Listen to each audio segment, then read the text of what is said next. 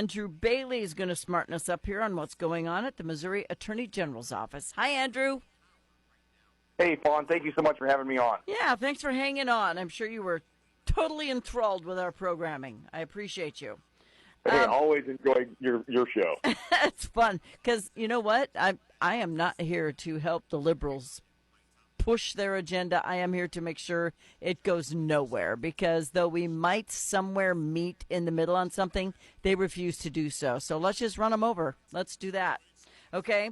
So the big, beautiful bill looks like it's passed the House. It's moving on to the Senate. There's a little bit of bumping of heads going on there, but the fact remains that it's going to save us so much tax money that we need to do it. It'll be the biggest tax cut in 40 years or even in the history of the White House. Can't wait. Yeah, I think the tax cuts will supercharge the engine of the economy, and we'll see working families here in Missouri be able to afford the groceries that were pushed. The prices of those groceries are pushed so high that they're almost unattainable under the Biden economic plan, which is a disaster and a failure. I mean, President Trump's absolutely right. He's been called in to fix the flailing economy. Yep. The price of orange juice where I live has gone from, $2, $3, $4 a gallon a few years ago. It's almost $10 a gallon now. I've got 4 kids. I got to be able to feed them, especially as we move into summertime and they're home for all the time. And so, I just buy soda. No, I'm just kidding. Yeah, that's right. Yeah. Get the fat stuff.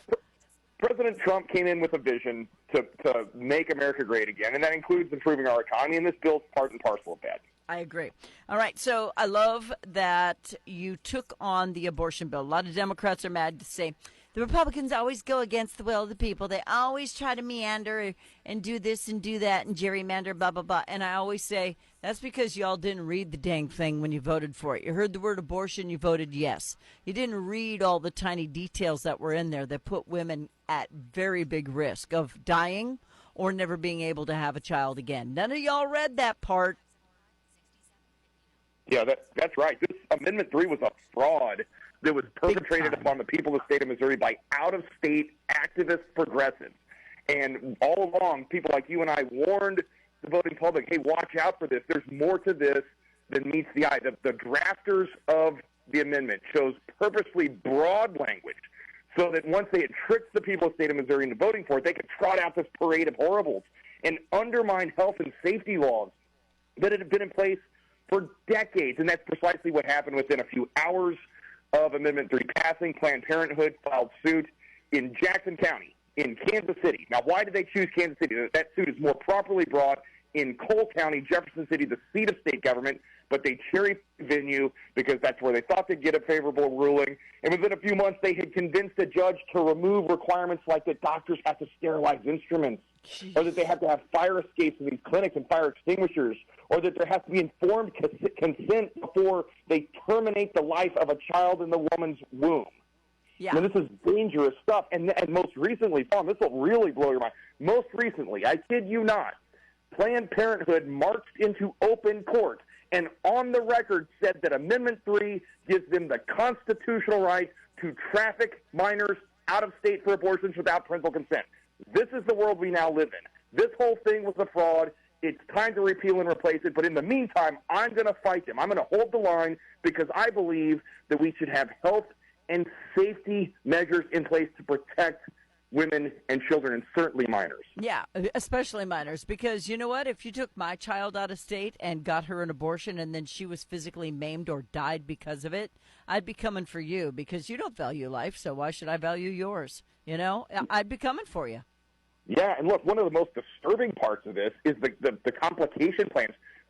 These facilities, the abortion facilities, used to have to file complication plans with the health department saying, hey, look, if there's a medical emergency, here's what we're going to do. We have to be close enough to an ambulance or to a real hospital because if there's the onset of sepsis or hemorrhaging, we have to be able to protect the woman from those serious, dangerous complications that occur frequently with abortions. Mm-hmm. And Planned Parenthood has said, well, look, and they convinced the judge. The judge said, yeah, look, they don't have to have complication plans anymore. This is putting Missouri women at risk of hemorrhaging and serious deadly infection because Planned Parenthood thinks no rules should apply anymore post-Amendment 3. It has turned every abortion into a back alley abortion. Well, somebody just said that you're exaggerating, that it doesn't happen that often. I don't think you realize how often it does happen, and I don't think you realize, all of the undercover video that came out with what they do with the parts of the baby after they abort it, or what some of that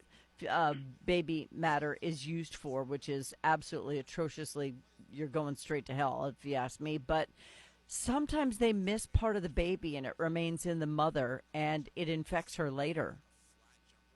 Yeah, this is dangerous stuff. These are powerful, dangerous chemicals, dangerous surgical procedures that are designed to end a human life. There's a beating human heart and brain function going on in the woman's womb. Yep. And the doctors are going to end that. Look, the human body is designed to withstand trauma, right? When you get cut, the coagulants, cause that cut to heal. You break a bone, it heals, right? I mean, the human body God designed us to be able to rehabilitate ourselves, regenerate ourselves. Mm-hmm. And so it is not as easy to kill a life, to take a life, as some might presume. And that's certainly true in the womb as well. Again, these are human beings that are being murdered in the womb. And so they feel it. They feel it, that's right. I mean, this is scary stuff. I don't know when we declined as a society to a point where this is suddenly acceptable. And look, I think that as an adoptive parent who's adopted kids out of the foster system, I know we can find loving homes for all children. I'll take two.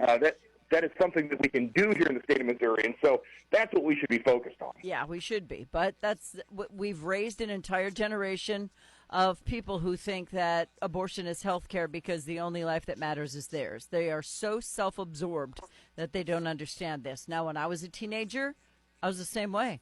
I was a self-absorbed idiot. So, of course, teenagers and 18-year-olds are going to vote for this because they don't truly understand that baby is a human being with a soul made in the image of God that is supposed to be here.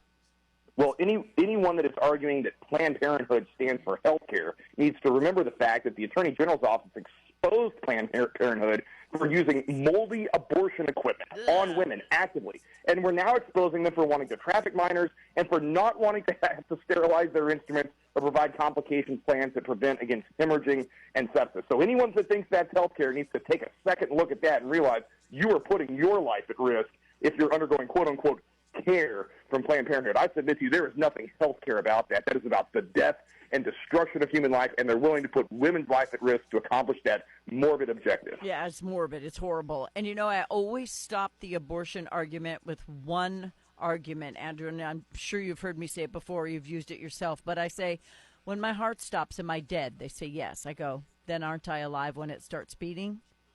And they just stand there and look at you. So a beating heart is life. So if we have to pick a point, and I think it's conception because I'm Catholic, but if they really, really want to argue a start, then that's when it is. Yeah, I totally agree. I mean, and that's the point that Roe v. Wade was constitutionally wrong from the outset. I mean, the Supreme Court was just making things up, and what they did was they undermined the will of the people of the United States of America at the state level to make their own decision. Dobbs properly returned that to the state, but then these dark money groups from out of state started pouring money into Missouri to lie to us, to sell us a bill of goods in Amendment 3, and that thing only narrowly passed. And again, I think if you take the margin of people who voted for it, the differential margin, and you told them that a vote for Amendment 3 means that minors can be trafficked across state lines without parental consent, that doctors don't have to sterilize instruments, that women would be exposed to hemorrhaging and sepsis without complication plans, I think that narrow margin would say, yeah, never mind, we're not for this. Yeah, we're not okay with that. Yeah. That's right, and that is exactly what's happening in this court in Jackson County. That's why we're fighting. We delivered a huge win. We went to the Missouri Supreme Court and appealed the trial court order. The Missouri Supreme Court, just within the last few days, has vacated what the trial court was doing. It said, Attorney General, you're right. That trial court's not using the right standard. We're putting these laws back on the books, essentially. Yeah. But that kind of like whiplash from laws in effect, laws out of effect, laws in effect by judicial decree is the danger we get when we pass something like Amendment 3. Right. And it doesn't really matter how much you educate the public. They just hear what they want to hear and they go with it. So we have to do a better job at making sure they hear those morbid details. We spent a lot of time on that, but I do want to touch on the groundbreaking rule to end big tech censorship monopoly and protect online free speech. I love that, but I'm still getting put in Facebook jail for things that aren't even bad. Well, we're going to break you out of Facebook jail, Fawn. And Missouri's been leading this fight since day one. Our groundbreaking case, Missouri v. Biden, that went all the way to the United States Supreme Court to end government censorship on big tech. Your speech and our ability, my ability to listen to you is protected by the First Amendment right to free speech. We vindicated that right in the judicial process. President Trump came in and dismantled the vast governmental censorship regime. But look, these corporations are still allowed to censor under Section 230 of the Communications Decency Act. They use it as a sword and a shield. It's a shield from civil liability, so we can't sue Meta, but it's also a sword because the statute explicitly allows them to censor explicit content that they disagree with. The problem is it represents an unprecedented consolidation of power over the flow of information in a few hands of a big tech oligarchy in Silicon Valley. Well, guess what? Those people don't share values with folks like you and me here in Missouri. Not even sort of.